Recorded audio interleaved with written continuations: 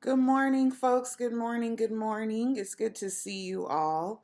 Welcome to Educating the Black Child. I'm Candace Wicks Davis, a partner of Edutainment for Equity. And we're really excited to see you all this morning as we dive into this conversation about transformative justice. And we're really excited to present to you our guests today are some of the leaders in the conversation. So we're really excited to be able to share this space with them and with you this morning. All right. So a lot of y'all have already been to this event before. I see some familiar names, so I want to welcome you back too. This event is presented by, in partnership with Edutainment for Equity and DCYF, the Department of Children, Youth, and their Families. So we want to shout them out this morning too. And this dialogue we actually started probably about 4 years ago as an interdisciplinary conversation about the future of Black children, particularly about their education, featuring experts, scholars, practitioners, and education. Next slide, please. All right, so we are going to start by doing an Indigenous land acknowledgement. We want to begin by acknowledging where we stand, the land that our feet and the buildings that we live in and work in, the streets that we walk down. We wanted to acknowledge where we are, acknowledging that we are on the ancestral land of the Ohlone people who were been here for centuries, loving and living, creating, connecting, and unfortunately losing their lives, losing their history, losing their families right here on this land. And so we can't move forward feeling okay with moving forward without acknowledging the history that we're standing on and living on. And hopefully, if you're not here where we are, hopefully you know whose land that you stand and live on and the streets that you walk down, and you can take a moment to acknowledge where who the people were who used to be here, and to acknowledge their history. So we wanted to take a minute to do that. It's an honor to do this work here in recognition of the history that's happened here long before many of us got here. The next thing we want to do is talk about ancestors. I have quite a few things to say about ancestors as well. Educating the Black child is about, the design of the future, but it's also about acknowledging the ancestors because they have paved the way in so many ways for us to understand what to do inside of the future, into the future. And so we wanted to start off, this particular Black History Month edition of Educating the Black Child by really having you sit with and think about who's an ancestor. And they can be related to you or not related to you by blood, but who's an ancestor that you call on or that you think about or who inspires you. And I would love for you to drop their name in the chat if you could. Who's an ancestor that has inspired you or who you call on often or who informs your work? And we want to remember that ancestors are folks who have passed on. When we're doing a calling in of the ancestors, we're calling in people's energy. And so we want to call in the energy of folks that have passed on, not the folks that are still here doing work, because we want them to put all their energy where they need it to go. And I see some names popping into the chat. Thank you for that. And let's keep those coming because we want to bring their energy into the space as we're talking about transforming justice, transforming our school system so that it's not about perpetuating harm, so that it's not about perpetuating inequities on a systemic level or an interpersonal level, or on an internalized level. We are trying to get free. We're trying to free ourselves and our children from the grips of these systems that have been bearing down on us for so long. Thank you so much for dropping these names. Keep them coming as you think of them. Keep them coming as you think of them. One other thing I want to say about ancestry is that, our ancestors, is that we're being called to be, our ancestors in a lot of ways. Um, and when I'm doing this work, I'm always thinking about how can I be, what kind of ancestor do I want to be? And I think about the sacrifices that my ancestors made. I think about the discomfort that they sat in every day in their lives. And I look at the moments of discomfort that I live, and I know it's nowhere near what they were experiencing. And so I try to approach this work as difficult as it can be, as complicated and uncomfortable as it can be. I try to think to myself, what kind of ancestor do I want to be? And how much comfort do I want to make sure my children have into the future? So thank you so much for these names that are coming in. Keep bringing them as you're thinking of them. So with that said, we have another Black History edition of Educating the Black Child. That's next Friday, featuring Chris Chapman, the CEO of Kingmakers of Oakland, formerly the director of the African American Male Achievement Initiative in OUSD. Oakland Unified School District. I'm going to go ahead and drop that link into the chat just in case you want to also register for that. If you are a DCYF grantee, you're going to use the Eventbrite link that's provided there. If you're not, you're going to use the Edutainment for Equity link that's provided. Let's keep going. All right, so I am going to introduce to you your host for today, your MC extraordinaire, Hadari Davis, who happens to be a partner for Edutainment for Equity and also my husband. And he is going to be hosting us today with our special guests. So let's go ahead and get started because I know y'all want to get this good information. Let's get it started. It's good to. I hope everybody out there is doing well. We're so happy to have you here with us, and we always think about the fear mongering that happens around these conversations about racial equity and racial justice, and we just want to say that we're not about fear. We're about flourishing. We're about thriving. We're not about aiming this conversation at the survival of Black children or the survival of Black educators and Black people. We're here to talk about what it's going to take for us to thrive, what it's going to take for us to overcome the challenges and obstacles as they present themselves. If you're interested in contacting me, you can see my email at the bottom of that slide. Hit me up if you feel so inclined. We have these incredible guests with us today. And before I go deep into their introduction, I want to contextualize our conversation as we usually do. And this time we like to think about, where are we? What's going on in the world of Black children? What is it that we're talking about when we're talking about their education for the future? So we're looking at the realities that COVID-19 is still impacting us in ways that we thought it would be over by now.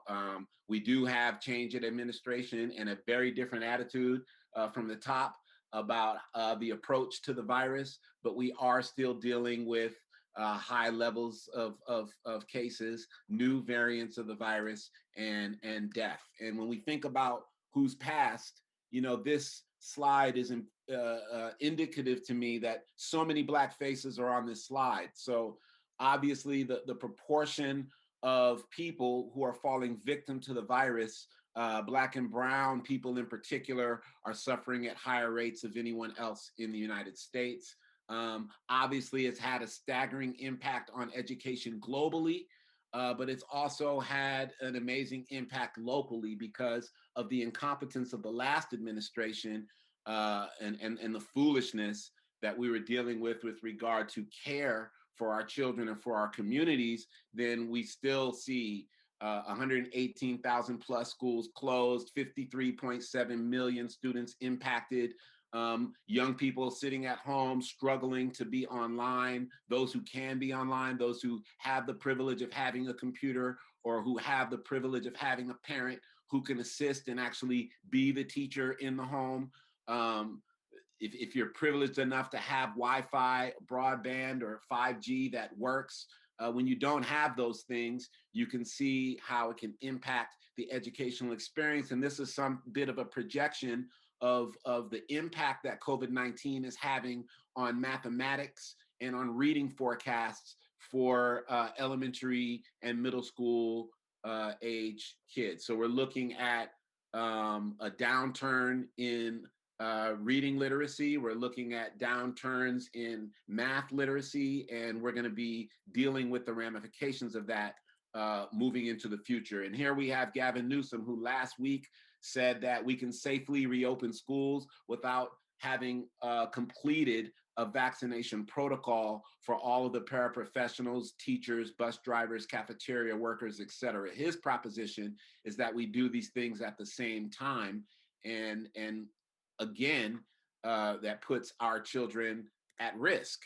This is what potentially what schools might look like in the future with a little more social distance. But, you know, we can see in this picture to the right how even in the midst of the crisis, we can still find joy. So it's possible for education to happen, but it's still going to look very differently from what it looked like in the past. And when we talk about specifically the impact on Black children, we want to think about the positive things that are happening for Black children, that Black families are taking on literacy. There's new sets of books coming out about racism that are impacting or that are featuring protagonists of color. You have Ta-Nehisi Coates' film, Between the World and Me with Camila Forbes that came out on HBO. If you haven't seen it, you should see it. It's a very powerful visual representation of a father's communication with his son. You see this pride in our hairstyles and in the self-love in our children. We see that there are community organizations that are actually taking it upon themselves to go into communities and read to children, to serve as mentors to young people. All of this is really important. We have some incredible examples of Black girl magic in the world. You know, we have the Jedi, from the Jedi, Michelle Obama, to Amanda Gorman, to these beautiful children who are marching for the future. And we see that this baby has more models for the future of Black women than perhaps existed 10, 20, 30 years ago. Obviously, the Vice President Kamala Harris and the woman who put her in office, Stacey Abrams. But we also have to deal with the realities, the challenges that we're still facing. Black, Latinx, and Indigenous American youth make up 78% of all corona deaths. That's important. Why is that? What is it in our work that can help address that? ICE raids are still happening. They're targeting Black and brown communities, particularly from Central and South America and the islands of the Caribbean and Africa, Honduras, Haiti. It's something to consider. Rochester police handcuffed and pepper sprayed a 9-year-old girl earlier this month. And since the pictures and the video kind of blanked out the face of this little girl, I put a picture of my 9-year-old goddaughter on this slide so we get a sense of what actually is a 9-year-old. And can you imagine a 9-year-old being handcuffed and pepper sprayed by grown police officers? And then we look at the racial disparities in LGBTQ youth and homelessness in the juvenile detention system. And we see that Black youth who are LGBTQ are dramatically impacted by homelessness, dramatically impacted by juvenile justice and incarceration. And so all of these things compiled on each other, and we have white murderous mobs running up into the Capitol, and whose leader is about to be acquitted by the United States Senate. This is just the context that we're operating in right now, the context of this conversation. We say, don't panic, plan. We say that there's a way to be strategic about the future. And most of that, we believe, begins with dialogue and conversation. And so we want to start with this quote from our guests. We are in a time when we have to step up, and restorative justice provides the structure and healing so we can actually grapple with what's going on without losing ourselves in the process. We want to introduce Dr. Miesha Winn, who is the Associate Dean for Academic Programs and the Chancellor's Leadership Professor and co-founder and co-director of the Transformative Justice Education Center. Her PhD is in language, literacy, and culture. She's a renowned scholar, a prolific author. She's written countless journal articles, countless chapters in books, and many completed books, only some of which are displayed here. She's received numerous awards and honors, and we're super happy to be welcoming Dr. Miesha Winn, as well as her husband, Dr. Lawrence Torry Winn, who's a bit of a unicorn, PhD in human ecology. He's got a degree in theology from Princeton. He's got a law degree from Vanderbilt. So, you know, that's what I mean by this brother's got degree. He's degreed. He's an assistant professor of teaching in the School of Education at the University of California in Davis, and is also a co-founder and co-director of the Transformative Justice and Education Center. So please join us. Welcome to the conversation. Welcome to Educating the Black Child. We are so happy and honored to have you here. And boom, look at that, world. We out here. Boom. We out here. So from one, Black couple to another Black couple, welcome to this wonderful conversation. We're so honored to have you here. We really want to have time to think about the context of what we're talking about. And I know you have this incredible book coming out, Restorative Justice in Education. That's an edited volume that'll be out in May. So let's start there. Let's start with how do we restore justice in education? Let's start there. What does it mean to restore justice in education, and how do we do it in the midst of everything that we're experiencing?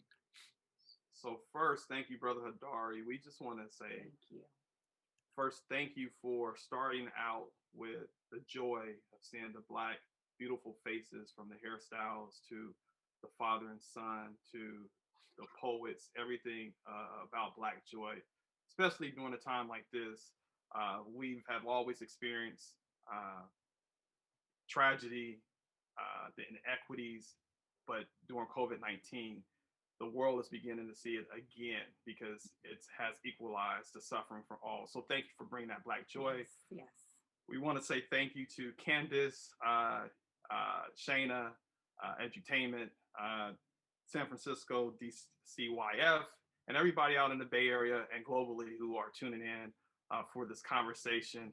Miesha and I, we've been looking forward to this conversation. So thank you for inviting us to your space. And we're excited to be here to talk about transformative justice, restorative justice, Black joy, happiness, and how we're going to do this collectively, regardless of where we are: Sacramento, the Bay, LA, New York, Atlanta, Cape Town, wherever we are. That's right. And also just want to thank Candace for this really important question that she posed to us. What kind of ancestor do we want to be? And I think I'm going to be sitting with that for a really long time. So thank you so much, Candace, for that. So let's just start with a little Restorative Justice 101, even though I'm with Bay Area people. So I know the Bay Area people have more of an understanding of RJ than probably anybody anywhere else. RJ, as we know it in this Western world, is a paradigm. And my teacher is Sujatha Baliga, who's a restorative justice attorney based there in Oakland with Impact Justice. I learned from her team. She was my first teacher, my first trainer. And many years ago, she gave me a charge. She said that if we're doing this work, we have to become what's called paradigm shift communicators. So what is this paradigm shift, and how do we communicate that through education?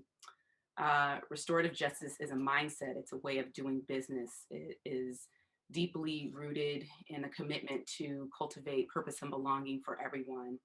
At its very foundation, and most of the work should be around building community, building infrastructure for community, although we've seen it taken up mostly in schools as repairing harm. We've kind of jumped over the building community and gone into the harm space, right? And so many of the schools that implemented restorative justice, or you will often hear restorative practice. I want to say a little bit about that just because a lot of people use RP instead of RJ. I am a former teacher. I taught elementary school, I taught high school. We've facilitated groups for young people. We understand the importance of the word practice. But we believe that when you omit the word justice from restorative justice, you omit the purpose of the work. The purpose of the work is about being equity oriented and justice seeking. So sometimes when we mess around with the words like that, we can take some of the purpose out of it. Our center is called the Transformative Justice and Education Center. In the restorative justice community, there's a lot of dialogue and discussion around the word restorative not going far enough, because in some instances, these school communities, these learning spaces, for some of us, there's nothing to restore them back to. They were never the thing that Black children in particular needed in the first place. So, and then there's a lot of games with who's worthy of restoration in places where there's a restorative justice option coexisting with a traditional way of punishment. Somebody waves a magic wand and decides who gets a restorative justice process. So when we say transformative, we're really thinking about true change. And so thank you for starting with the slide on our book. What we're trying to do in this book is something that we as educators felt wasn't available to us as we originally thought about this work. For some people, restorative justice feels ephemeral. It feels like it's something that only a certain kind of person can do and engage in, that you already have to be built for it. And so we thought if there was a way that we could demonstrate why this mindset and paradigm is imperative to the way that we make curricular choices, the way that we engage in the selection of materials, how we actually communicate those materials and what we want our young people to do in our classrooms and learning communities, and the way we set up our classrooms physically, aesthetically, we wanted to really think about what that looked like across disciplines. So this book really grapples with a question that I often say simultaneously inspires and haunts me. It was first posed by a composition rhetoric scholar named Mary Rose O'Reilly in her book, The Peaceable Classroom. And Mary Rose O'Reilly was a doctoral student at the University of Wisconsin-Milwaukee at the height of the Vietnam War. And she had a professor, Professor Ihab Hassan, who raised a question to his students: how do we teach English so that people stop killing? As Mary Rose O'Reilly and her colleagues were going to be teaching that first year writing class, that was often a class that was provided to students who they thought, were sort of marginally accepted into the university. And since some of those students were students who would likely go to Vietnam if they were not successful academically, she and her colleagues began to ask, and I'm using her words, what do we need to do and how do we need to think about our inept pedagogies and the way that the way that our teaching is literally and figuratively killing people and taking people's lives. And so I thought, being a language literacy and culture scholar, that was my charge.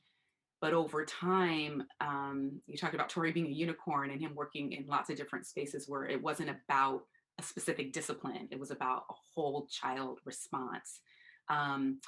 We realized that it was just important to think about this, not just in the context of English language arts, right? But what about math, science? How do we teach science so that people stop killing? How do we teach math so that people stop killing? How do we teach music and art and social studies and ethnic studies so that people stop killing? And we can cultivate this truer sense of purpose and belonging. So this edited volume has scholars who are inter and transdisciplinary, who are thinking about the intersectionality of restorative transformative justice and math. We have Maisie Golson from University of Michigan, along with Darius Robinson and Erica Bullock at UW-Madison. We've got science scholars, our very own Alexis Patterson and her longtime research and writing partner, Dr. Selena Gray. We have Noreen Rodriguez looking at social studies, civic education, centering people of Asian descent, just a lot of really powerful work. And I'm really excited because the lead chapter is from 3 educators who teach ethnic studies at Roosevelt High School: Roxana Duenas, Jorge Lopez, and Eddie Lopez, who integrate restorative justice into the teaching of ethnic studies. So theirs is the lead chapter. So really excited about this work. Yeah. And I think the goal of this book to Hadari is a lot of people want to know what restorative justice looks like in the classroom, right? A lot of times restorative justice is outside as a program. There's this brother, the sister who is responsible for, bringing kids together if something has happened. But what does it look like in the classroom when you're teaching math, science, social studies, right?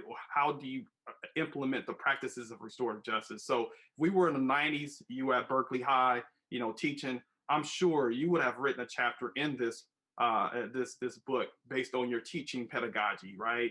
Building community, not harming your neighbor, and something does come up. How do you work it out as a group? Bringing in what's happening in the world. That's how you build community. And so when we think about restorative justice, it's about building community. Something happens, that's when we bring in folks together, stakeholders.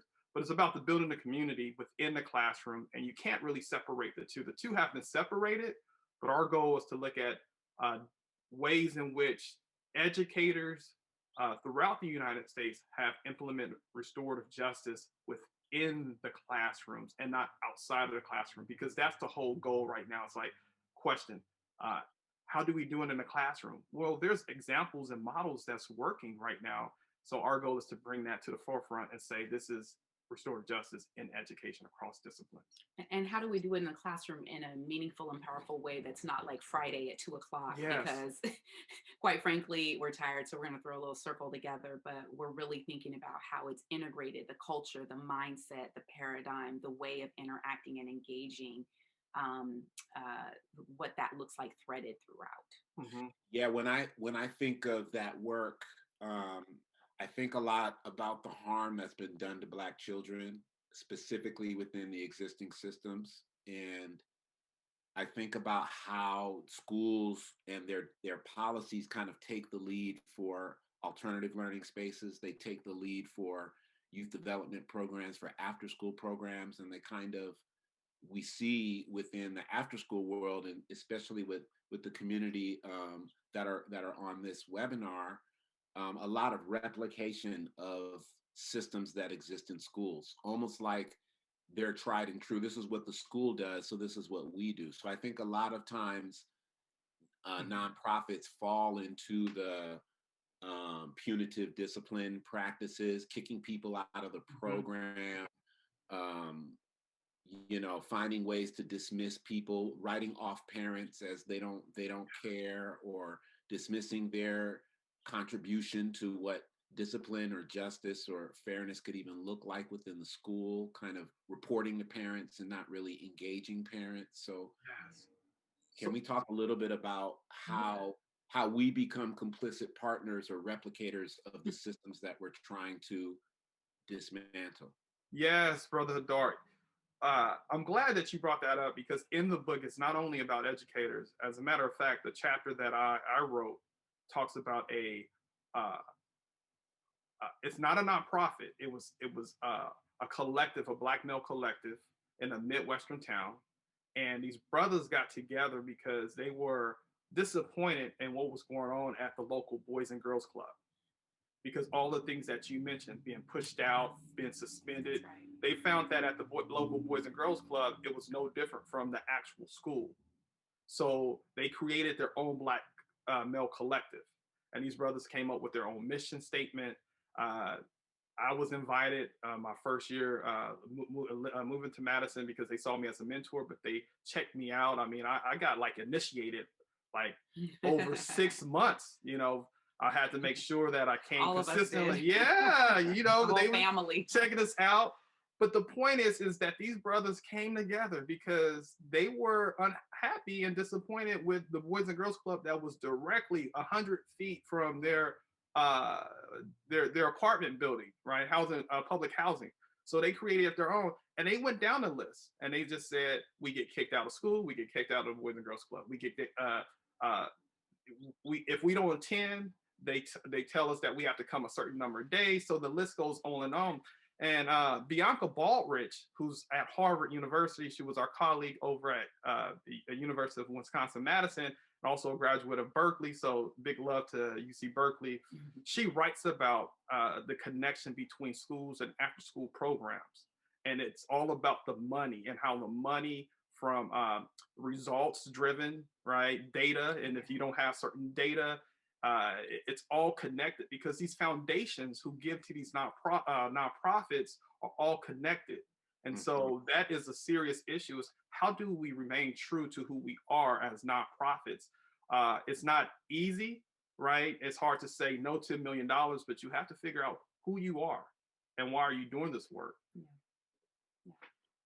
Yeah, I think that's critical. I think a lot of what you're doing from a scholarship standpoint is setting the tone for and the foundation for how these conversations happen, what vocabulary gets entered into the conversation, whose ideas are valid, whose ideas aren't valid. So maybe let's talk a little bit about the work of the Transformative Justice Center, specifically in hosting other scholars and their work, but also in the campaigns that you're doing, like the Black Child Legacy campaign, for example. Can we talk a little bit about just the specific work of the Transformative Justice Center and hopefully frame it in a way that how it impacts schools, but also how it impacts just Black children? Yeah. You can talk about practitioner residence. I would love to share that. So, so first of all, TJE, as we affectionately refer to it, it's a research center, and we are focused on equity-oriented research. We ask a lot of questions about how is it that we create teaching and learning spaces, and we don't just specifically say schools, because we are very much interested in education wherever it happens. And we are also clear because I often refer to myself, I'm an ethnographer by training, but I'm a historian by necessity. And that is because our schools have not always been the places where we, Black people, brown people, Indigenous people, have gone to learn. And so we really try to think very broadly about the notion of a classroom and an education space. So one of the major thrusts of what we do is we want to lift up our practitioners who are in nonprofit organizations, teachers. So the first thing that we want to do was have our practitioner in residence program. Our practitioner in residence program is a year-long residency. We have the practitioner in residence come in. We're on a quarter system at UC Davis, so someone comes in the fall, someone comes in the winter, someone comes in the person comes in the spring. They usually do a talk, a smaller workshop, something for our graduate students. Our inaugural practitioner in residence was Roger Viet-Chung, who works with the Asian Prisoner Support Committee and talks about the Asian prisoner as part of the larger project of anti-Blackness, particularly the Hmong, the Vietnamese prisoner. We had Dr. Miesha Mosley, who is the founder and director of the Black Teacher Project, who we respect and admire. Miesha and I went to grad school together, so we've known each other for a very long time. And y'all Fitbit partners. We're Fitbit partners. We have a very, when it comes to Fitbit, things get a little, they get a little tense. But in all other spaces outside of our Fitbit, we are very close colleagues and partners. Torry put me on blast on that. Last year we had Roxana Duenas and Jorge Lopez, who are teachers at Roosevelt High School, and Eddie Lopez, who's a former teacher at Roosevelt High School in Boyle Heights, Los Angeles, who teach ethnic studies. Eddie Lopez is now a grad student at UCLA. And this year we have, and I see him there, Anthony Weeks, who Hodari, I know you know so well, who is a public listener, a social listener, someone who animates listening visually, helps us see what we are hearing, and also finding ways to lift up things that go unheard in a lot of conversations. So we also want to just lift up the fact that we bring in people who push us. We bring in people who are going to teach us something. We're not just bringing in the choir, we're bringing in people who inspire us and who we want to learn from. When Roger Viet-Chung came, there was a lot of information we did not have about the imprisoned Asian population, and so that helped put a piece together in the puzzle for us, especially when thinking about people think, what, Asian people and anti-Blackness, how could that be, you know? But we are really inspired by like the scholar Stacey Lee at UW-Madison, who talks about the blackening of the Hmong community in the Midwest. So, yeah, she was talking about anti-Blackness back then, and a long time ago. So we get people who challenge us as well, and are taking us down a path that we hadn't anticipated. Yeah, and in addition to the practitioner in residence, so this is part of our mission. We start our mission with, we are a research center connected to a community university. We intentionally chose community first and not university. As a research center, we're required to conduct research, right? That's what we are brought to do at UC Davis. At the same time, we also know as scholars of color, as Black scholars, we have a responsibility and an obligation to connect to our community and leverage our resources, our knowledge, and everything that we are associated with, and make sure that we can improve the quality of life around the communities that we serve. So with that said, we are intentional about partnerships and doing research with local organizations. For example, the Black Child Legacy Campaign, which is here in Sacramento County. And the whole goal of the Black Child Legacy Campaign through a Sierra Health Foundation is to reduce the Black infant mortality rate, but also violence when it comes to Black children. And Kendra Montgomery, who's over at Sierra Health, as well as Chet Hewitt, these are individuals who wanted to do some great work with nonprofits in the Sacramento County, and they have done an excellent job. We were brought in to evaluate. So the question is, how is that connected to education? Well, anything dealing with Black kids and families, there's always a part of education that's connected to it. The whole wellness. Vanessa Silva Walker, she talks about serving the whole child and every child, right? And so for us, it's just not within the classroom, but what's also outside of classroom. There's one more thing I want to talk about, the Quarter Aggie Square. Miesha, you can talk about the Black Parents Preservative Project. Something else about Black Child Legacy. The word legacy for us was really key in our desire to partner along with Dr. Vajra Watson, who works with us on the evaluation project. The word legacy blew us away because it's about Black infant mortality, but the vision behind the think tank to say we're not going to invest in the business of death, but we are going to lift up the importance of legacy, really resonated for us as future thinking, futurist, foresight folk. That notion of legacy, I think, was so key.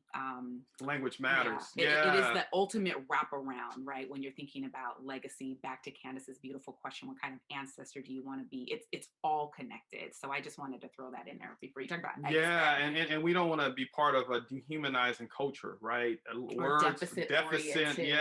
So that was when Vajra, Miesha, and I, we got together, it was all about, this word legacy. And in addition to that is the Quarter Aggie Square, the Transformative Justice Studies program.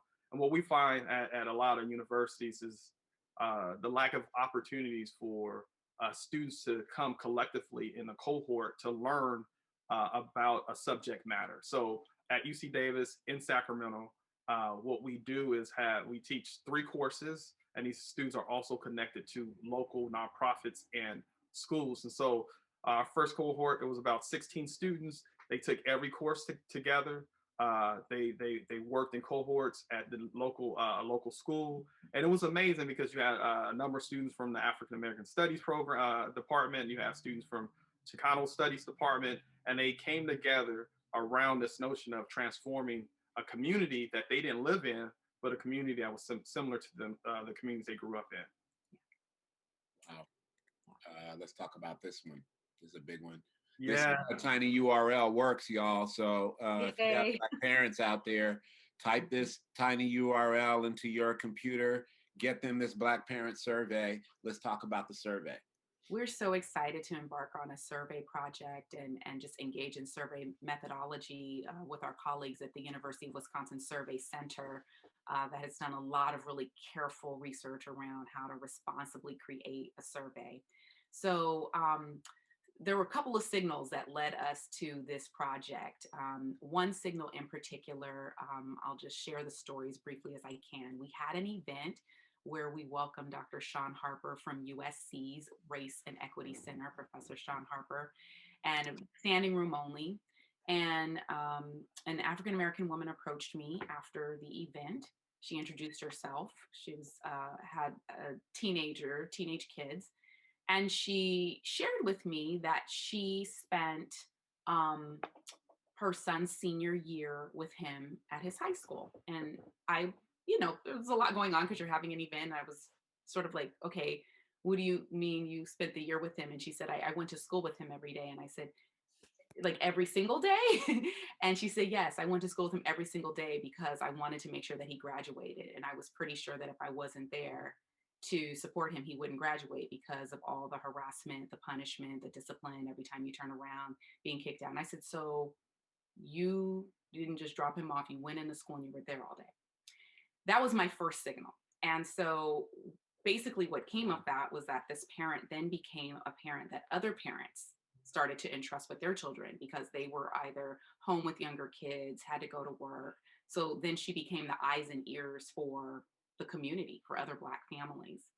And we started probably about 3 years ago getting a lot of calls to the center from middle class and upper middle class Black parents who thought they kind of had the school puzzle figured out, but we're seeing a lot of, I won't even say passive aggressive, just aggressive behaviors toward their children. And then when they would go to the schools, they were tone policed. When they tried to talk to someone about what was happening with their child, it was almost like they were vilified even more for having information and having a sense of entitlement. And we thought, we see a lot of data about school discipline, and we see the data about the racial disparities, but where are the voices of Black parents and the experiences that they are going through? Because I have to tell you that was a tough year when we were getting a lot of those calls. Like we were embodying it. It was in our own bodies as we had to make a huge change and transition our son. I have a paper written about this. Where we had to transition our son from Davis Joint Unified Public Schools down the street from our office because of very similar things. Like, drop the kid off. He's bright and shiny, joyful, ready to work, ready to roll. And then we're getting calls about all kinds of ridiculous things, but there's nothing ever about the intellectual work, the academic work. And so we thought we needed to create a place for Black parents of Black children to communicate their experiences with school discipline policies and procedures. So there's the survey itself, which you're more than welcome to participate in. And then there's an option, an opt-in, if you'd like to participate in focus groups with other Black parents talking about experiences. And we have found just even holding this space, there was a lot of desire, need, and just wanting to connect. There are so many stories that have not been told from the parents' perspective. And because Black parents are vilified so much and have been constructed as not engaged, not involved in their children's education, there, I think, has been this undermining of their perspectives and also that they are working so hard to create an incredible learning journey for their children. Yes, so please, if any of you are interested, the link is there. We would love to have you participate. And I'm sure that there's someone here watching today who did all those things to move to a certain community, or even regardless of you stay, but there's a certain school district that you just knew if your son, your daughter, your child was enrolled in, things would change. It's not like that school district over there. And once your child got there, you started to realize like things haven't changed, regardless of, how they say your zip code shouldn't matter. I mean, you heard that before, the zip code. Now, after a while, when you start looking at it, it's like, well, you may have a zip code and it may be a certain demographic, but if you are Black and you live out here, it's the same stuff, the inequities. And a lot of times Black families, it's too late because they invested in that community. And it's like, they get to high school, like, should we move now? But we have this nice house. Whatever, if you live in an urban area, and it's like we live here and our kids been going to school, those stories, it's just not about, my personal story growing up and attending a certain school. It's happening to a lot of Black families. It's like Obama being the president of the United States and being called out and getting, in Congress. It doesn't matter if you're your socioeconomic income. It doesn't matter. Black families are feeling it, and so this is an opportunity for Black families to hear what they're saying as well. I refer to this in my work as illusion of inclusion, and I count myself as someone who's been guilty of that. And so many times that that language is from Paul Mooney, who used illusion of inclusion to talk about Condoleezza Rice in the second Bush administration, among other folks, O.J. Simpson, many other people. But this idea that you know, you bought the house in the allegedly the area with the good schools, so you're like, okay, great, my kiddo's going to go here. We're going to make our lives easier because who doesn't want their child to be able to go to school in the neighborhood and walk there? And you want to have that life. You see people walking down with their little coffee cups, walking their kids to school. Like you want your life to be convenient too, right? And then you get hit with this moment of it. The convenience wasn't created for you. It wasn't created with your family in mind, you know? So I call it the illusion of inclusion. We experienced it when we moved to Madison, Wisconsin. We experienced it again when we came to Davis. Hopefully I don't have to learn the lesson again, but you know, it's just that moment where you're thinking, I can navigate this. I know the language of schools. I know the discourse of schools. I can get in here. But even when a family with those discourses has a big hand saying stop, you know, at arm's length, you know, that's who this survey project was created for, those families. Mm-hmm. Yeah, I think it's so critically important to get those stories out there, to have them in a central location and for people to be able to talk to each other. I think that folks in urban environments don't realize that these are the things, challenges that folks are dealing with in rural environments.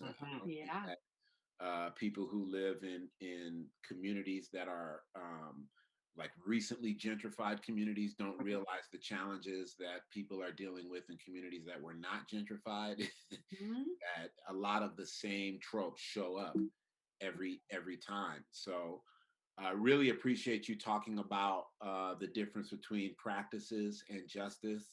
I want to get back a little bit into how how restorative justice impacts Black children specifically, how all of the, I mean, your Black futurist scholars, like y'all are cutting edge. You're taking your work with an optimism about possibility for the future. And that's a lot in and of itself. Like to see you beautifully successful as scholars and as educators and still hold on to your cultural identity and commitment to Black people is a marvel for all of us. So I say, how do these examples get in front of our children, and how do we begin to tackle these immense challenges that they're addressing that we're not always there to see? Like our ideas are there, but we're not physically there. So I don't know if that's even a question.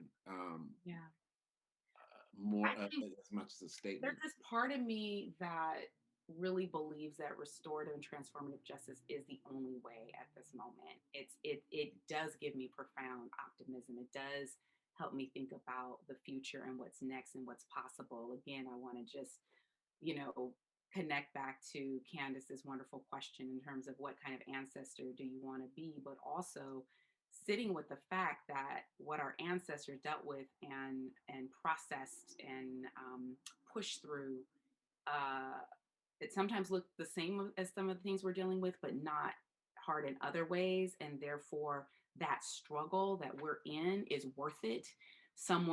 Our ancestors were futurists. They were always thinking of several generations out. They held on to something they really wanted to say to somebody because they were thinking about our futures. They went to a job that they may not have really appreciated or liked or appreciated them because they cared about our futures. And we all have those stories and those legacies. I know I have them, and they're not that far off. You know, they're like, my parents are first gen college students and graduate students, but their parents did not go to college. So, you know, so it's not that far off in the family tree. The restorative justice circle processes in particular, I think the potential in the circle is so profound if we keep it, if we try to keep integrity with it. first of all, there's the three questions of restorative justice: who's been harmed, what are their needs, and whose obligations are those? And I think when you think of those questions in an education context, it gives space to understand that sometimes the student who people perceive as being the harmer, it gives you an opportunity to think about the ways in which they've been harmed, right? It also helps you think about the different perspectives. Maybe the teacher has experienced harm in different ways, harm that has nothing to do with the children in front of them, but harm that shows up in certain ways in their interactions with people. So it allows you to ask questions about, what do people need? Because everyone in a school building, everyone who's in there has a right and deserves to feel like they have purpose and belonging. Our educators deserve that so much, so deeply, so profoundly. And so the circle processes, I often argue, can be boundary crossing social networks, where you're hearing for sometimes the first time the story behind the story, the something behind the person. And so it's a wonderful way to process things. But I've also been thinking a lot about, I do a lot of work in historiography and ethnohistories, and I've been spending a lot of time thinking about the work of independent Black educational institutions. And one of the books that just continues to blow me away is Haki Madhubuti's book, From Plan to Planet. It was published about 1972. And in that book, Madhubuti argues that for Black children, there are sort of three fundamental things that we should be thinking about: identity, purpose, and direction. Their education should be rooted and grounded in identity, purpose, and direction. And identity, in my work, I see that as the past, and I see purpose as the present, and I see direction as the future. And so when I'm thinking about futures work, I'm really using that model. And even think about the title of the book, From Plan to Planet. If that's not futurism, I don't know what is. So if I'm talking about, future shock, I'm also talking about From Plan to Planet, because they're really building in the same direction. And so when you look at some of the author is Haki Madhubuti. He was Don L. Lee. Haki Madhubuti. He is the founder of Third World Press, the oldest Black publisher in the country. Yes. And he was a poet. And also what I think is really interesting about the institution builders in the late 1960s and early 1970s, many of them were artists. They were poets, they were writers. Amiri Baraka and his wife Amina Baraka had the African Free School in Newark, New Jersey. You had you had schools in New Orleans, the Ahidiyana Day School. So a lot of institution builders were our artists in addition to our educators. And they were asking really, so this is so interesting to me too, because they were moving from this place of reacting to white institutions to a space of reimagining. Initially, a lot of the schools that they started or the learning spaces that they started, it was reacting to negativity that was put out in US public schools. Then when people sat to build, to think, they started asking themselves really important questions like, first of all, how do we define education? How do Black people define education? And what is and what should be the purpose of education for Black children? And then what I also think is really interesting, because we had the book, The Miseducation of the Negro, there was a lot of focus on addressing the miseducation, but instead of staying in that reactive space, it was, okay, let's consent to re-education. So a lot of the efforts, the language was flipped. It was trying to get away from what Shawn Ginwright calls closed words, right? Disrupt, eradicate, tear down, disrupt, and going into create, build, play, discover, innovate, design. So we're going from reacting to this idea of reimagining what education can look like, and also realizing that some of that had been taken away from us because many of our elders were made to feel that whatever education they had or what they thought was education was substandard too. That's what Brown versus Board of Education did. It basically said, having Black children in a room with other Black children, oh my God, they're never going to make it without us, right? And then you have a historian like Vanessa Siddlewalker who comes and so rightfully corrects that narrative by saying, actually, in these schools where there were Black teachers or Black students, even if the books were falling apart, even if the desks were falling apart, even if the building was falling apart, what you had was an ethic of care. And you had educators who profoundly believe in Black child brilliance. Mm-hmm. It was the norm. It was not exceptional. It was not, a maybe. They saw the potential in the children. And so it makes you think that, wow, when you have that value system, you can carry that in your body. You can carry that in your mind. You can carry that in your soul. Mm-hmm. You can carry that in absence of a formal building with air conditioning, with shiny new desks. That is an ethos. That is a paradigm. That's a mindset. That is an institution. Carol Lee, who is Haki Madhubuti's partner, Carol Lee, professor at Northwestern Emerita and incoming president of National Academy of Education, she argues that institutions inculcate values. So they're not, in absence of a building, an institution can be in the mind. It could be, it's something that you create. So when we started as institution builders in the late 70s and in the late 60s and early 1970s, we really thought started with what are the values that we have around this? What is it that we want to build? And then the Nguzo Saba, or the 7 principles that people know as Kwanzaa, that became the cornerstone for the education centers. Those were the design principles: umoja, unity, self-determination, cooperative economic, cooperative work and responsibility. Those became the design principles. Imagine that for how we thought about the education. That's so it's what you're saying is powerful for schools and for nonprofit centers or centers that are operating outside of traditional learning spaces. And I think that when you're in schools, as a school teacher, that I spent my time as a school teacher, you deal with a lot of ego, a lot of data, and a lot of like people driving you towards numbers and not human beings. And I found that kind of spirit also bled into the nonprofit world, where you have leaders who, kind of what Torry alluded to earlier, are responding to foundations. They're responding to partnerships with schools, et cetera. If you want to serve children, they're like, you serve them our way or the highway. I know myself, when I was executive director at Making Waves, I used to wrestle with the principals just for time with the kids, because I felt like teachers were trying to program the school day and the after school day by saying, you need to spend an hour on homework. You need to spend 30 minutes on reading this text in this way.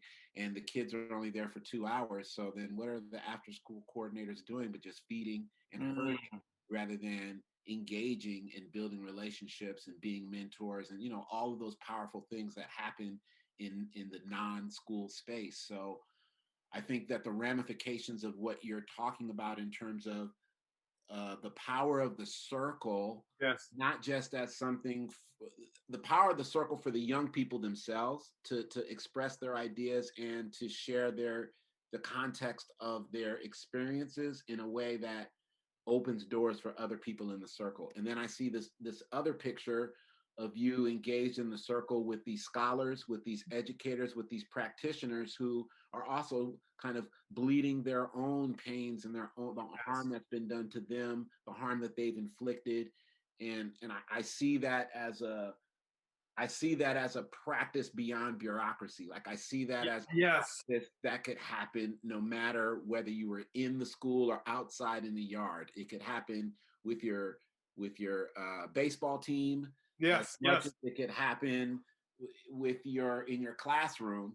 And I think that's what you're saying, that broadening this notion of restorative justice in education beyond just restoring justice in schools or restoring justice for teachers or restoring justice in the context of what this teacher did to my child, but kind of this a different kind of holistic vision for the possibilities of justice, or a holistic vision for the possibilities of dialogue to lead to less harm. So I want to lean into that a little bit, because I feel like nationally we're seeing conflict that is almost unrestorable. Like we're seeing battles that are happening and people are drawing lines in a way that kind of puts their voices, their harm, and their challenges in an echo chamber So it's only the people in that circle who are communicating with each other, and the people in this circle are communicating with each other. And is there a way to like break the circles open? You know, how do we model for young people a future uh, where if my ideas are in opposition to yours, that's a reason to get in the circle, not a reason to not get in the circle. Yeah, I think I love how you you went there. And when you think about the circle, think about the barbecue where you have the chairs in the backyard or at the park, and the chairs are designed in the circle, but it's really not a circle, right? And you got your uncle over there talking, your auntie, and y'all just having a good time. And you know, a lot of times some folks can get some words in and some folks can't. You got the uncle who talks really fast and really loud, and you got the aunt who has to tell a story, right? But it's a humanizing process, because as a kid, you're learning from your uncle, your aunt, your grandmother, your neighbors that you haven't heard from, and it's at the barbecue. The circle operates the same way at the after school program within the classroom. It allows folks from different ages to be in the circle, and it equalizes because you have a talking piece. You have to respect the talking piece. It goes around. Each person has an opportunity to share. And I don't care if you are the CEO, the chancellor, or the director of that nonprofit, or the principal of that school. You can't dominate that conversation. And everyone listens. And so why the circle is so important is because it's an opportunity for folks from the outside of the school to come in to participate.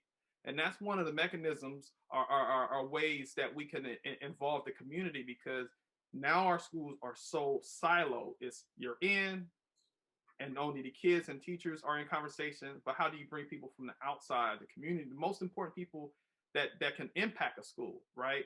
So how you bring them in that conversation. And then the part about the future. This is very important because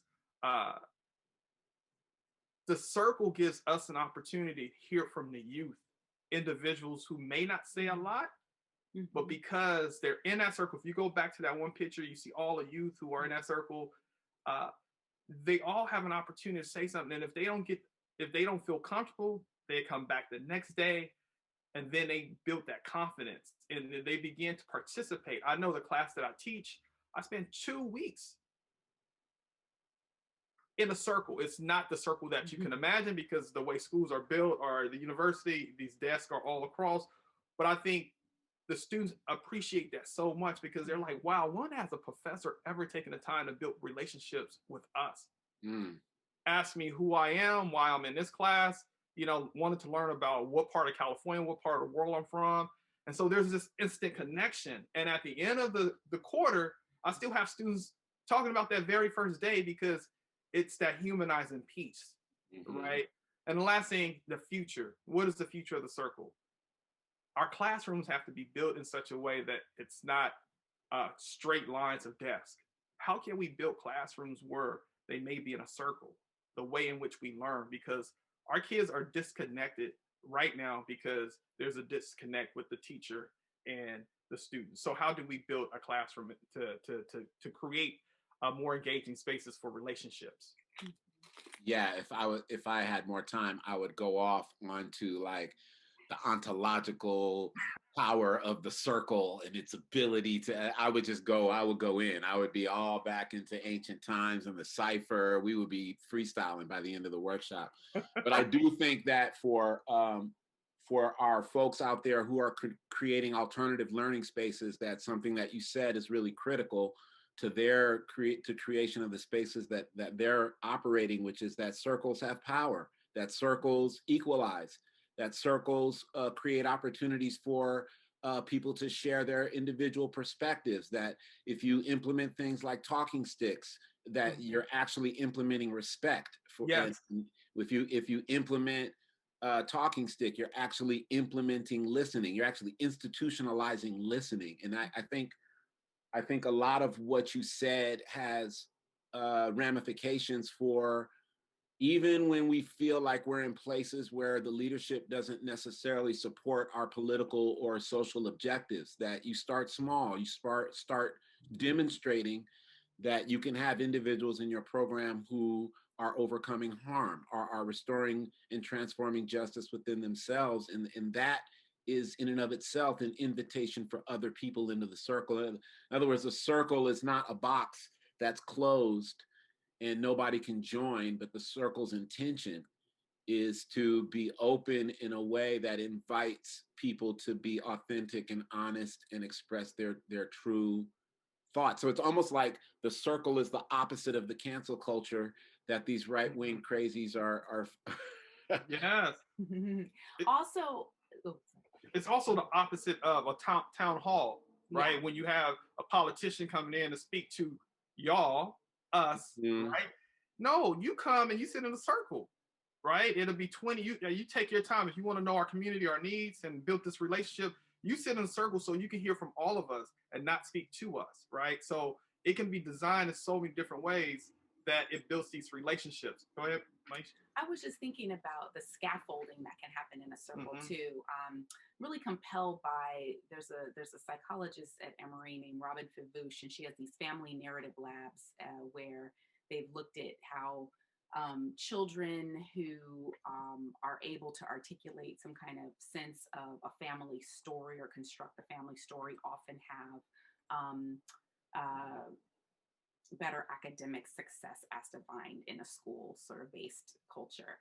And I thought this was so interesting because of the way that I see children able to build on their stories and gain momentum in circles, like be able to retell, redefine who they are in context of their people, and how circle processes can really contribute to generating that story, that narrative, even if you weren't sort of given one or handed one. And of course, they've looked at this across socioeconomic lines, like what does it mean to have this particular story. In their work, they found that there are like three sorts of stories, like an ascending narrative where the story is always like, we're all successful, our family has always been up here doing this, and then what happens is, if you're a child and your family's telling you we're always flying high up here, if you have some kind of heartache, obstacle, you think you're out of line with everything and it's very hard on you. Then there's these descending family narratives where it's like, we've always had it so rough, our lives are terrible, we just, everything bad happens to us. And then that child's not able to break through, this narrative. I guess this is just the way it is. It just always is rough. And then the children who had the most sort of the strongest sense of themselves and able to really establish themselves academically were the ones who had a sense of an oscillating family narrative. Hey, sometimes it's on and sometimes it's a little rough. And when it's rough, this is what we do to get out of this situation. Hey, and when we're flying high, we want to remain humble and have some humility about us, right? So I thought that was so interesting. And I thought, what if we could think about how to create circle processes whereby children and youth could work through their own narratives, like create and sometimes recreate, take those stories, those pieces of themselves, stories they've heard about themselves as a child, things that they remember, and create that narrative for themselves instead of waiting for that to happen. And being agentive in that, right? And maybe you didn't have someone to hand down the neat and tidy story with a bow on it. So maybe you're creating it. So why can't circle processes serve Black children in that kind of way? And again, thinking about identity, purpose, and direction, right? Past, present, and future. So I think there's so many expansive ways to see the circle. And finally, I just want to say, in thinking about Angela Davis has this beautiful collection that the meaning of freedom, and Robin D.G. Kelley does the foreword. And one of the things that they argue for is this notion of collective freedom. And I'd like to argue that the circle processes can be moving toward the collective freedom. I think we think a lot, particularly in the United States, about individual freedoms, which is why we can't get like people to wear masks, right? Because like, it's against my freedom, I can't breathe, I can't. We have a liberty problem. We do. Instead of thinking about what it would mean for all of us to get free and how that could be liberating for so many. So I think based on where we are in history and in time, and maybe Torry, I know you've been dealing with this a lot, is the virtual space, like Mm. creating circles in the virtual space, Mm-hmm. prompting people to be able to engage authentically in the virtual space. What kind of questions are you asking in the virtual circle that are leading people to remain engaged rather than turning their camera off and kind of disengaging, which is a lot easier to do now online. It's a lot easier for young people to say, I don't want to have this conversation, and just turn their mic off or turn their camera off, as opposed to when they're sitting in the circle and somebody hands you a stick. Mm-hmm. It's just a different pressure to say, I don't want to speak. You kind of hand the stick to the left. Yeah. So what, do you have some tips for folks to engage the circle process virtually? Yeah, so there's two different groups, right? There's the groups, there's the teaching. So at the university, if I'm teaching, I had a class of 120 students. So that's a large class, right? But then I also had a class of 16 students. And if I'm teaching, and this is pretty much everyone virtual, right? I always come up with it. We come up with our values, right? And so one of the things is, because of COVID-19 and because of internet connections and everything, I have to be understanding, our classmates have to be understanding that somebody may not have access to a camera. I had this one of the students, and we found out later on that he was actually building his own camera, right? Building his own computer system, and he was waiting for his webcam. But the whole time I'm thinking like, yo, he's just black screen. But we learned that was the reason. So when I'm doing this process with the students, there's like, if you can have your camera on, please do, especially if we go into breakout rooms. So we've been taking advantage of the breakout rooms in Zoom, because that allows for more of an intimate setting. Now, the circle is totally different virtual than it is in person. So I explain that to people, but you can still connect, and you have to be creative. Now, when we get to the actual workshops from our center, and this is more of people who bring us in to do workshops around restorative justice, that's when we make it a point like, please have your camera on. If you need to have a bio break, we understand that. If you need to stretch, please. And when we go in breakout rooms, this is an intimate setting. We're going to have these questions, and it's important that the participants within that breakout room can see you eye to eye, right? So we try to lay it out there so people can understand. Another thing is to play music, intentional music. I love the music you played at the beginning. The artist was talking about learning from yesterday. You have to play that music where it's intentional, and you have to bring joy to this virtual space, even if it's a hard time, because folks are dealing with a lot, but people still can figure out where that joy is. So it may be an image of something, and just figure out ways through chat to communicate with folks. Miesha, you want to add anything else? There's a lot of pre-work too. Yeah, pre-work. There's a lot of pre-work. So some of the pre-work that I think has made the virtual circles more feasible is having some one-on-ones with key stakeholders in advance, and actually setting them up so that you're asking them questions, introducing them to questions that you're going to reintroduce in a larger circle. So educators will know who those key stakeholders are, who they need to check in with, and then that's giving those stakeholders an opportunity to think about something, maybe even practice it with you. And I think that's actually made some of the circle work more intimate virtually than we've ever had it be. Like, I never would have been a person who would have thought that a circle on the Zoom platform could be more intimate than in person. We have led some really powerful sessions. Another thing that we do is, some of our stakeholders will have public social media. We might create a slide that has, an image from someone's public, their Instagram, something that, we thought was interesting and touched us, could potentially touch others. We literally have had people who had their screen off turn their screen on because they saw themselves on the slide, and they're like, yeah, I'm here. I'll say something. And we put a bunch of them on there, and we say like, hey, if anyone sees themselves on here, do you want to talk a little bit about this post? Oh my goodness. Build a relationship. All of a sudden, boom, boom, boom, here come these, from like, who are these people? Why are we doing this? To no, I think that advice is really powerful. I just want to reiterate it, that it's important to do pre-work. Yes. Try and engage some of the key stakeholders in these circles, whether it's key personalities in your classroom that either have the power to Key disrupt the personalities. There lesson, you Key go. personalities. to make the lesson pop. Yeah. It requires a little bit of research into the backgrounds of the people who are going to be in the circle so that you can share things that perhaps they wouldn't share.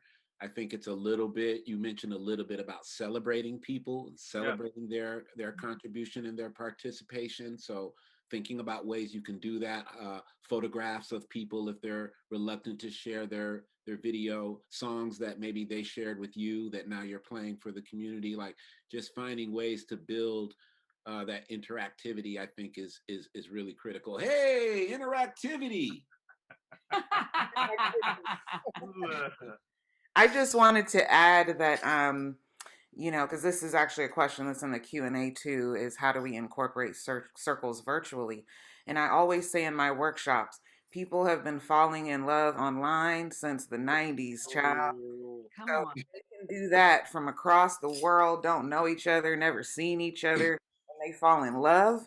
Like you Yes. create a sense of community. Yes. Okay? It's Okay. so true. List getting love. Okay? Like it's about understanding what you're getting from the interaction more so than the interaction. That's When you right. go out to have coffee, you're not going for the coffee. You're going for the connection. You're going for the That's right. you're going for the, just kind of uncompromised attention with this other person and the intimacy. So you have to think about what creates intimacy. So I love the one-on-ones. I love like birthdays. You know what I mean? Like, acknowledging that, even just saying by name, going through your participant list on your screen and saying good morning to each and every one of your. Yes, I love doing that. People love that. They're like, Love it. hey. In the chat, so I think about like what it is you're trying to make people feel, instead of like, I don't have a physical circle, so what am I going to do to bring a physical circle to this non-physical space? That's How right. do I make the folks in this space feel what I would want them to feel? Is And we spend a lot of time talking about taking care of your bodies, taking care of yourselves. I, on any given Zoom, have a bunch of props. I'm usually sitting on something soft. I've got resistance bands on my ankles. I'm getting a workout in. I might even have 3-pound weights. Water. Just whatever it is. And we like show our stuff because, you're like, people have that all hidden. Like, I mean, I've got this pillow and I wouldn't be sitting here talking to you if I didn't have this pillow. Like, right. Like, I just need to make sure that the people who are there know, like, you got to get up, you got to stretch. It's not awkward. You can go like this. Matter of fact, let me show you a couple chair yoga poses so that they don't feel, intimidated by that kind of movement that you don't really see in that space. So I think you have to keep reminding it. And I think the sooner we remind young people to care for their bodies, the better, because then they don't become like some of us adults who, like, no one told us it's okay to stop and stretch and take care of yourselves. And so I think that's really important. It's something that Hodari actually taught us when we had a convening. This was a little bit different. I know it might be trickier to replicate in a K-12 setting, but I know we've had to go to our children's school to pick up some things at various points just because, the transition of the teaching quarter and the teachers are like, hey, we have this folder, you really got to get it, But Hodari suggested that we get talking pieces out to this group in advance, or get something. You didn't say talking pieces, but you said something physical that people could hold and touch and be a part of. And so we did send out, we got talking pieces to folks so that they had them. So then they would just like hold it up in the space. So they were all connected, which was amazing. And it was the same thing. They all had the same thing, and it could be something really small and something that's free. It was a piece of wood, it was a piece of nature, so it was also just like grounded in something natural, not something that somebody had to spend a lot of money on. Again, I know that could be difficult because it depends on if people can do pickups or drop-offs and that sort of thing, but that was a great tip for us, Hodari, and we've done it with several groups now, and they really, really love it. Yeah, and I think the key word that you said earlier is just pre-work. Pre-work. You do what you can. You do what you can, but pre-work and activity too. Like rename your box. Create a virtual square Like, what we're all pictures going to do you wear have red now? shirts, you know, let's show our red shirts, or Yeah. just little tricks of interactivity that I think, you know, as we get further and further into this pandemic experience, we start coming up with all these new tricks, right? But Yeah. introducing new music, like not playing something that everybody knows, playing something that people don't know. And you go, who is that? And like, boom, I got you.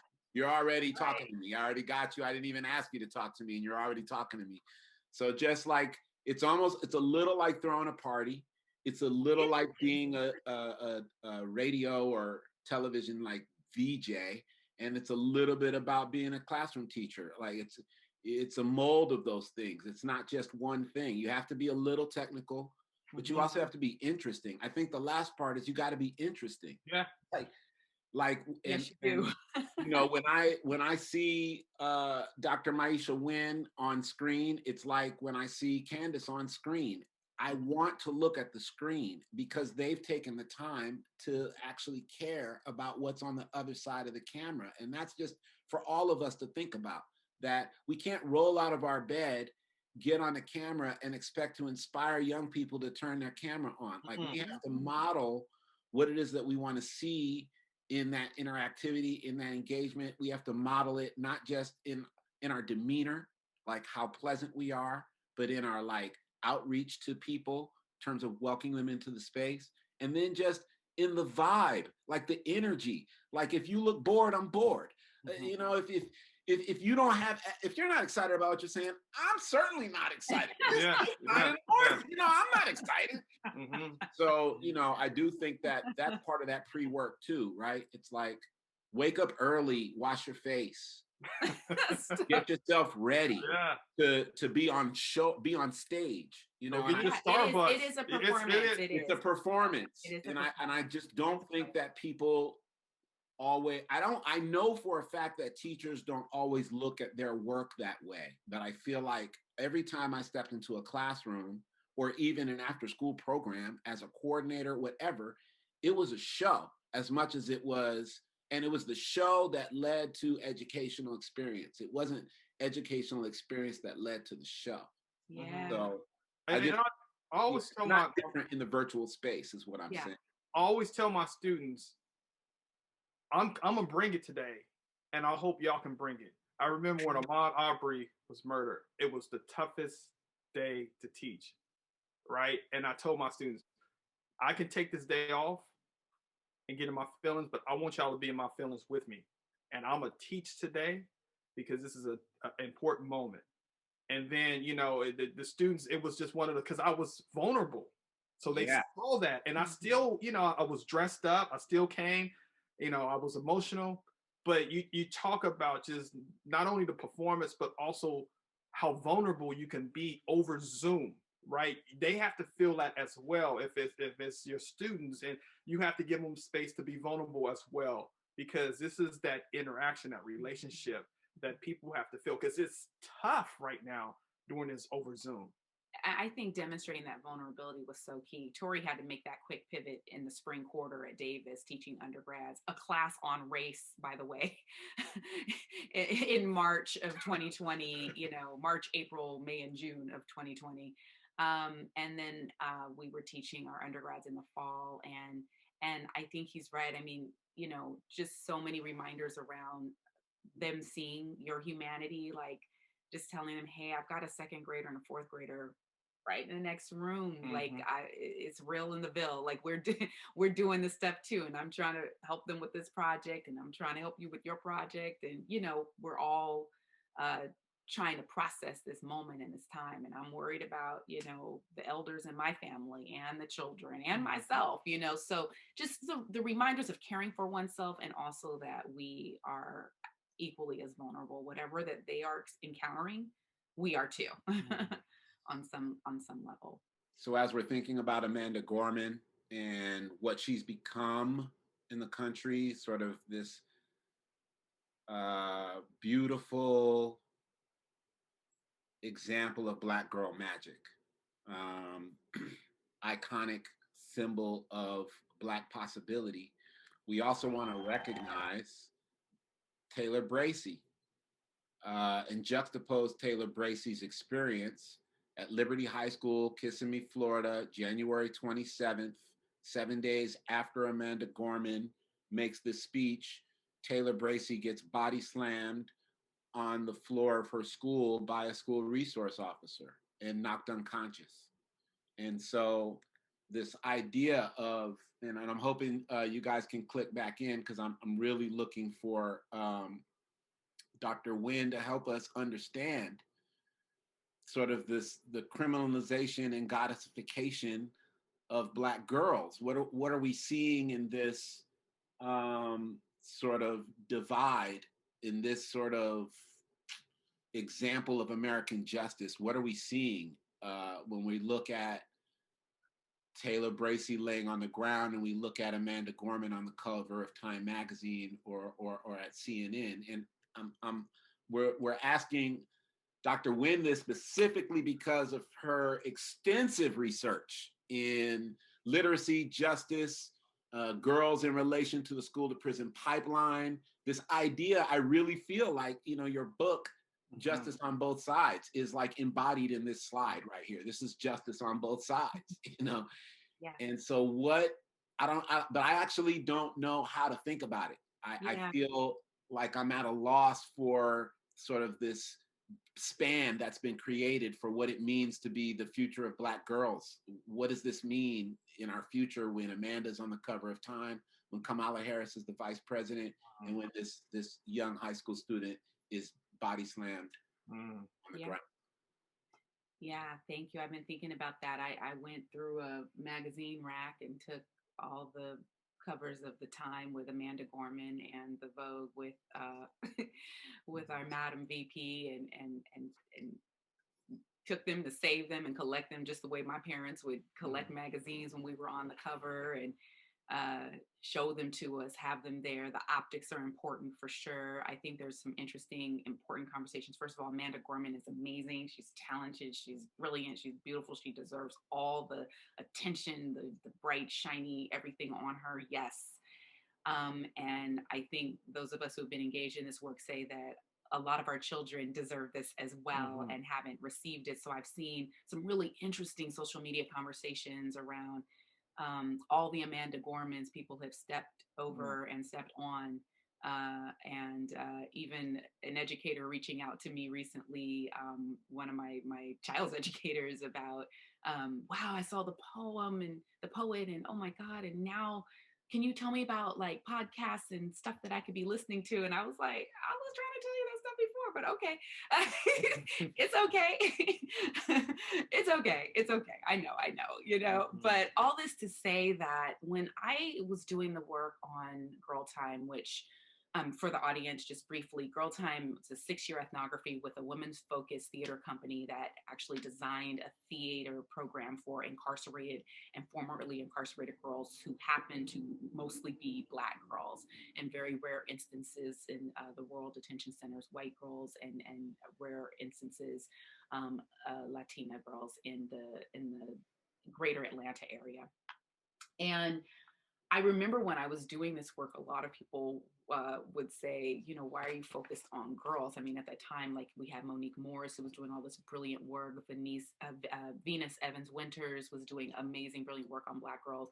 But in general, it was just like, people were like, no, Black boys are the problem, right? Pedro Noguera had the book, The Trouble with Black Boys. I actually have a chapter in Girl Time called The Trouble with Black Girls.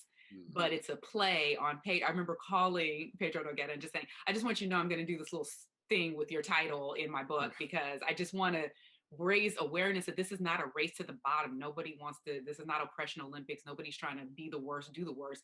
We're actually trying to figure out how we can stop this from becoming the crisis that we've talked about that has hurt our boys. Like, here we are we saw back when this book came out, 2010, I don't even know, but a while ago, we already saw increasing numbers of incidents in schools and racial and gender disparities where Black girls were being punished a bazillion times more than boys of all race and ethnic backgrounds. And this has been talked about as the adultification of Black girls as these incredibly competent, emotionally sophisticated, folks who were figuring out how to juggle a lot of different pieces, and the teacher seeing them as either helpers, the help, to help them wrangle in other students. And, in the restorative justice world, I've seen, and I write about this in Justice on Both Sides. I talk about the gendering and the racing of restorative justice work, and why when you see people at work in this space, they're typically people of color, queer folk, and some white women. But typically, like most of the young people who were picked to be restorative justice practitioners in their schools. This was a school that trained children to be the practitioners, to be facilitators, which was an amazing opportunity and experience, lots of agency. And I'm going to tell you, the Black girls who were selected, yes, they had a facility with this work. They were amazing. They were beautiful in the work, but they were also just children. And I realized when I was interviewing one of the girls who was often lifted up as the Amanda Gorman of her school, she broke down when I was interviewing her. Justice on Both Sides is actually her definition of restorative justice. She broke down because she said that she was being asked to speak here and miss class and do this and be the face of, hey, we're doing right by Black children. And in all of that, she said she just wanted to go to her PE class because her PE teacher was so nice and had been so understanding of her missing his class. And she felt bad. And she just wanted to go to PE. She just wanted to go to PE, y'all, and not be on the panel and not be interviewed and not be the circle keeper and not be on the stage. And she chose to go to an HBCU. And she told me after her first year, she said, what I love about being at the HBCU is there's a whole bunch of me's. So I don't have to do everything. I don't have to be the help. I don't have to do this. I can actually now focus on the things that I'm really good at, that I really want to think about, that I really want to learn about. And I don't have to go, so there's another Black girl who can do this other thing. And there's another Black girl who can do this other thing. And that was so fascinating to me because that culture of adultification, I think you refer to it as goddessification,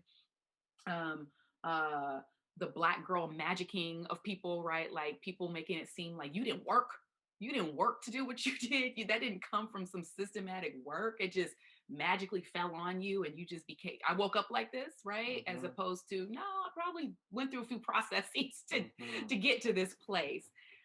So what we're seeing is also part and parcel of history. I'm glad that you put this on here because I argue that to engage in restorative and transformative justice work, you really have to think about these 5 pedagogical stances. And if we take history or histories matter, then we have to think about the historical trajectory of Black women in the context of the United States, right? We have to really think about this idea that Black women were brought here to be chattel.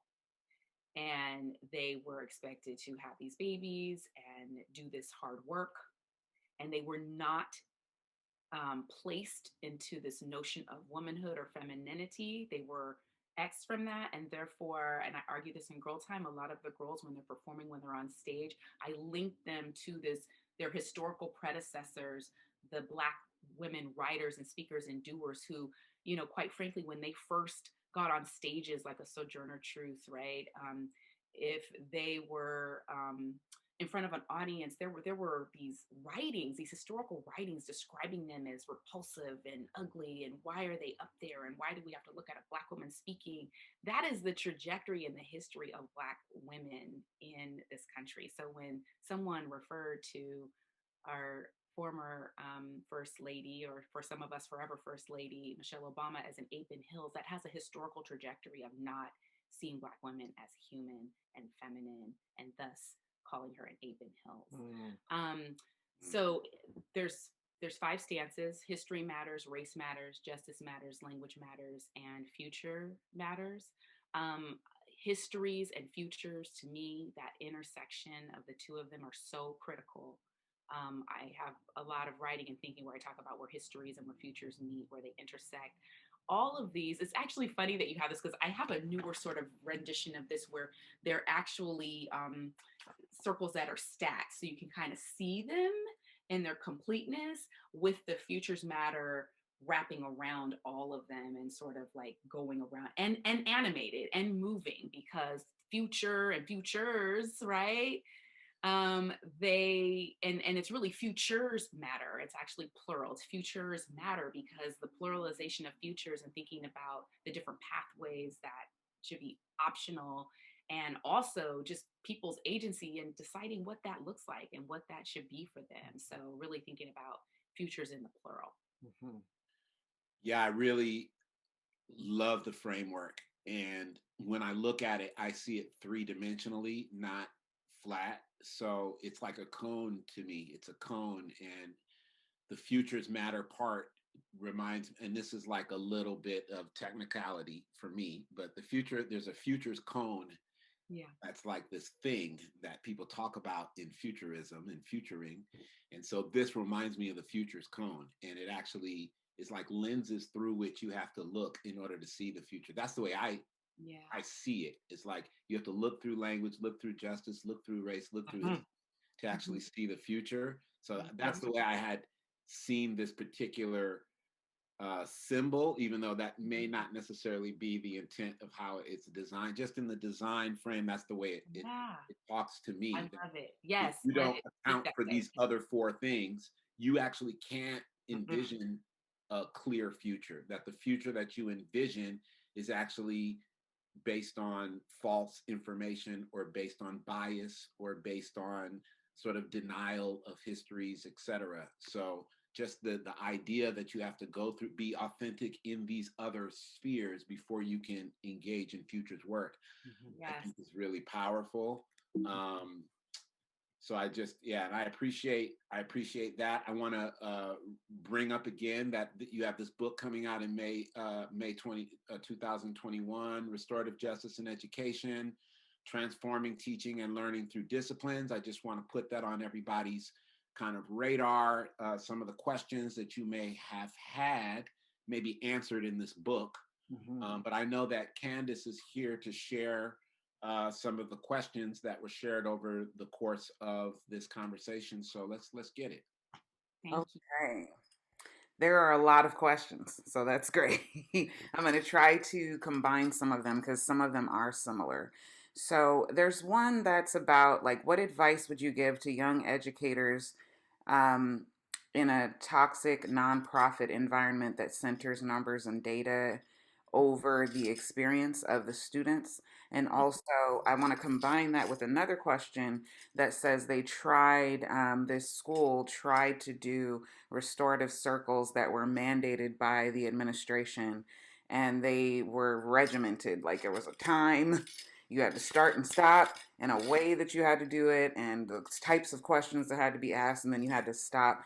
And so I guess the overarching thing is like, if you're inside of an institution that doesn't quite understand these things, doesn't understand justice or restorative justice or transformative justice or racial justice, any of that, and they're trying to like enforce through this kind of toxic culture, they're trying to just kind of throw practices out for folks to use, but they want to control those practices. What do you do inside of that as a teacher, as a youth development professional that's being told they have to do this inside of a toxic environment? You want to talk about the nonprofit? Yeah, you know that personally. Yeah. So I worked many years within the nonprofit sector, as executive director, even as program director, fellow, the whole works. We always start our circles the first day as who are you and why are you here? And I think that's so important to understand why you are doing this work and why you're doing it with this particular organization. And it starts with the ender. And sometimes you're there, of course, because you love the work, and it pays a salary. And during this time, you need that salary to be paid. But if it's an environment that is not aligned with your values, you might have to reconsider another opportunity. But if it's a nonprofit that you have hope in and it's doing some really good work and they just don't see it, you can stick it out. And as far as it being mandated, that's not restorative justice. Restorative justice is about culture. That's the whole thing about it. It's not a program. Miesha talks about this. It's about culture. It's about the culture of the organization. Any school that we meet with, we demand that the administrators, school boards are part of the workshops and the trainings. And so when it's down, it becomes a program. It's sort of like Hadari was talking about. Everything is about data. So how do you navigate that? Hopefully there's someone within the organization and leadership that has some sense that you can at least talk to, and you all can start working about ways in which to change.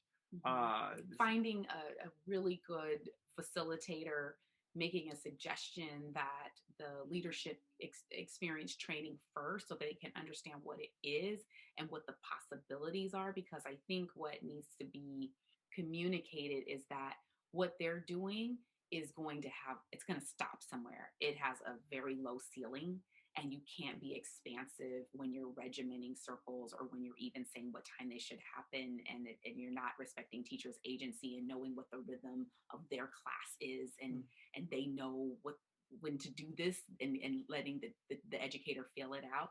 So I think the first thing is to find the proper training, putting in a proposal. Maybe there's a group of people that can organize behind this, get some support. Maybe if there is somebody in the administration or in the district who can support it and put it together. Because the other thing is, sometimes I would go in to my administrator so worked up about something and find out that she just wasn't really thinking about me like that. Like, she had all this other stuff going on, and I was just ready for, and I'd get there, and quite frankly, I was one of the many situations on her list, and she wasn't losing any sleep.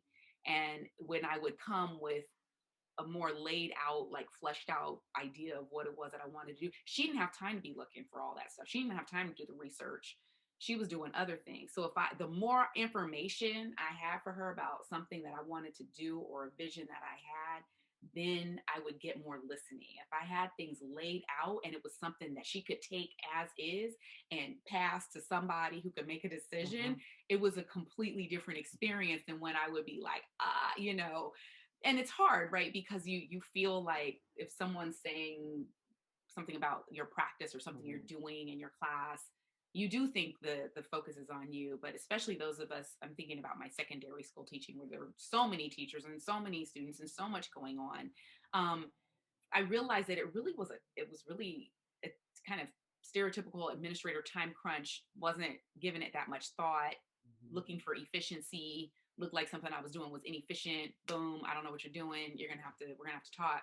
And then when I had a purpose for what I was doing and I could articulate that and then could link it to some other pieces that connected with the vision of the school and the district, then it was like, oh, okay, I'm listening to this. Now, with all that said, I know that's more energy, and I know that's more struggle, and I know that's like more work, So, and I know that we have to really decide, what are those things that we're going to go up to bat for? Is this the thing that I want to put my energy behind? And is it the thing that I believe in? That I think is really powerful. I wanted to get parents on campus. I wanted to get parents on campus during school time. I wanted to be able to keep a particular group of students for 2 class periods. Got a lot of, just for a particular day with their parents coming, got a lot of pushback from colleagues who were like, well, this student's not doing that great in my class, so why should they be rewarded by having some kind of celebrational thing with their parents? It was almost like, because they're not doing well in my class, they should be punished in your class, and they just shouldn't have anywhere on this campus where they're successful. That's how I read it. So, creating, really talking to the principal and to the assistant principal of curriculum about what I was trying to do, what I was trying to create. It was just so important for them to understand those different layers. And they just hadn't stopped to think about that, to be honest with you. Yeah, and I love that you talked about having a plan. I think that's super important, because I know I would, I was definitely that type when I was a teacher. So I'd be like, you want to do what? Let me write something up and take it to you and be Let me like, write it up. I know how to do this. So can I try to lead this thing instead of you saying, mandating how it happens? And also building coalitions, like get your folks around you, get your allies, get other teachers who are like-minded, get the parents. The parents are the money. So that's the ADA, Yeah, the attendance. the Get students them and parents. The Yeah. Also, student, even applying for small grants or small opportunities, because what yeah, schools do like is they like recognition and Yeah. they like awards and Yeah. rewards and like to be able to say, well, we have a teacher who got an award for this. You know, everybody likes to put that in their little data, in their little PowerPoint. Come on. absolutely. Yeah. So you got to kind of, it does take some work. It does take some planning, that pre-work, but you can get it. You can get what you need. And then to Tori's point, sometimes the organization is just not going to change. They're committed Mhm. to, replicating these systems of oppression. And so that's like a thing you have to decide whether or not you're down with it or if you need to be somewhere else. And you know how much we hate to say that too. You know how much that hurts. Insecure, right? When Issa Rae was working for that nonprofit. And Yeah. she was Oh, we got y'all. Yeah, That's right. she was like, nah, that's the reality. Whoever worked in nonprofit, Yes. that's the reality. Yeah, that was it. That was it. Again, Bianca Baldridge's work is amazing, and I would highly recommend looking at her work. She really gets in on this. She really does. Bianca Baldridge. Baldridge, yes. Got it. So I'll put that in the chat. Okay. Yep. So we are really at time. So what we've got to do, we still have some questions in the chat. So I think we're just going to type some answers. So if you dropped an answer in the chat, we will stay on and drop some answers for you in there. I have to give you this link for the survey, and I want to talk a little bit more about that because DCYF is one of our sponsors for this event, and they have a really robust professional development program for grantees. A part of what makes that continue to happen is being able to have data like from surveys about your experience. And that's what substantiates us really putting together these offerings for you all and making sure they're available to you. So if you could please go to that survey, I just dropped it in the chat. I'm going to drop it in there again. And please make time to answer the survey. I think it takes about 5 minutes or so, but that is how we decide what to offer to you all, whether or not you need the resources and training is through the survey. So I know we talked about data today, and here I am talking about data, but we really do use this data to inform the offerings. Whatever it is you need, we actually do use it for that. So I want to put that out there. If you can please, I just dropped the link in the chat. And then as a gift to you all, thank you so much. Folks are going to get a free downloadable copy of Black Literate Lives by Dr. Miesha Winn, formerly Dr. Miesha Fisher.